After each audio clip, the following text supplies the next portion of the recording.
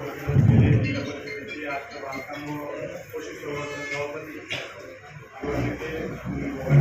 त्याचप्रमाणे एज्युकेशन उपाध्यक्ष आणि नेवासा तालुक्यातील युवकांचे गळ्यातील ताई दादा त्याचप्रमाणे व्यासपीठावर सर्व बसलेले उपस्थित मान्यवर त्याचप्रमाणे पुणे गावातून सर्वश्रेष्ठ युवक या कार्यक्रमासाठी उपस्थित राहिला त्याबद्दल मी प्रथमतः उदयनदादा मित्र मंडळाच्या वतीने मित्र मंडळाच्या वतीने आणि पुणे ग्रामपंचायतीच्या वतीने आपले स्वागत करतो आणि आभार मानतो.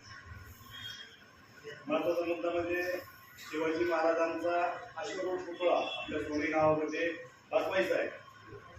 ज्याप्रमाणे मागच्या पंचवार्षिकमध्ये जिल्हा परिषद खरोंडी गटात सुनील भाऊ त्या ठिकाणी जिल्हा परिषद सदस्य होते. त्याच्यामुळे त्यांच्या नेतृत्वाखाली म्हणा पाणी गावात एवढ्या छोट्याशा गावात शिवाजी महाराजांचा अश्वरूढ पुतळा त्या ठिकाणी स्थापन झाला. मला वाटतं या पंचवार्षिकला जिल्हा परिषद सुनील भाऊंनी जर आपल्याकडं पुणे गटात जर उमेदवारी केली तर नक्कीच आपली कोणाची गरज लागणार ते सुनील भाऊ एकटेच अश्वरूढ पुतळा आपल्या पुणे गावात आणि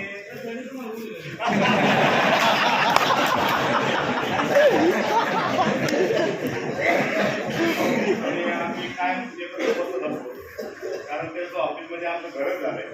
पण प्रत्येक वेळेस ज्यावेळेस पाणीगावच्या अश्वरूढ पुतळ्याचं उद्घाटन झालं त्यानंतर सुनील भाऊने आम्ही त्यावेळेस विषय काढला की सुनील भाऊनी सांगितलं आपलं या ठिकाणी बसवायचं. म्हणजे कमीत कमी गावात 20-25 ठिकाणी त्यांनी जागाचं निरीक्षण केलं आणि त्यानंतर आता कुठंतरी त्या अश्वरूढ पुतळ्याच्या उभारणीसाठी आता ही घरी घरी तळमळ आता आपल्या सर्व जागरूक झाली. आणि माझ्या मते म्हणजे मला थोडं सुचवायचं आहे थोडं की या ठिकाणी आपला अश्वरूढ पुतळा उभा करायचा होता त्या अगोदरच सुनील भाऊंचा विषय झाला होता की कशा नवनी साहेबांच्या 75व्या वाढदिवसानिमित्त कमान बनवली.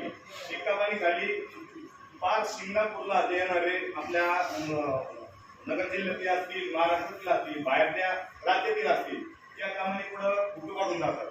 त्या कामानीच्या नदी पात्रात ज्यावेळेस प्रशांत होते त्यावेळेस आपण शुद्धीकरणाचं काम केलं त्यावेळेस एक कारंजा केला होता दादा वाघांच्या तिथं. त्या कारंजाच्या जागेवर जर त्या वरती जर नदीच्या वर घेऊन जर आपण अश्वरूढ पुतळा जर बसवला तर कमान आणि ते शिवाजी महाराजांचा अश्वरूढ पुतळा एक असं काहीतरी आपल्या गावाला नगर जिल्ह्याला असं एक वेगळं काहीतरी स्वरूप येईल आणि गावाला स्वरूप येईल. माझ्या मते ज्याप्रमाणे महाराष्ट्र राज्याने अरबी समुद्रात शिवाजी महाराजांचा अश्वरूढ पुतळा बसवायचं काम सुरुवात केली पण ते झालं नाही अजून. पण मला असं वाटतं की सोने भागात आमचे गाडा कुटुंबियाचे होते आणि सोनेचे होते नक्कीच त्या पुतळ्याच्या अगोदर आपल्या सोन्यामध्ये अश्वरूढ पुतळा आपल्याला शिवाजी महाराजांना दिसेल अशी मी सगळ्यांच्या वतीने भाऊला आणि दादांना विनंती करतो.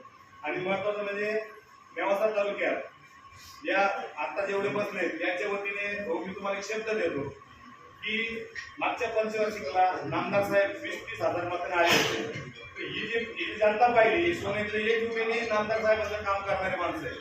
नेवासा तालुक्यात होणारच आहे. पण आपल्या ह्या सोने गावातून जर तुम्हाला शंका वाटत असेल की खासदारकी टायमाला आपल्याला निम्म झालं कारण त्याचं वेगळं होतं. पण आमदारकीच्या टायमाला जसं ग्रामपंचायतचं मतदान होतं घराघरातून एक मतदार आमदार जातो त्या पद्धतीने आमदार साहेबांच्या या निवडणुकीला आपण सगळे एकजुटीने एकही मतदान कमीत कमी 98 ते 99% मतदान आपण आमदार साहेबांना सोने परिसरातून आणि सोने गावातून घडवणार आहोत. आणि विजयाचा बोला आपण आजही घेतला तरी काय हरकत नाही कारण नामदार साहेबांचा तुल्यबळ असं कुठलाच उमेदवार समोर नाहीये.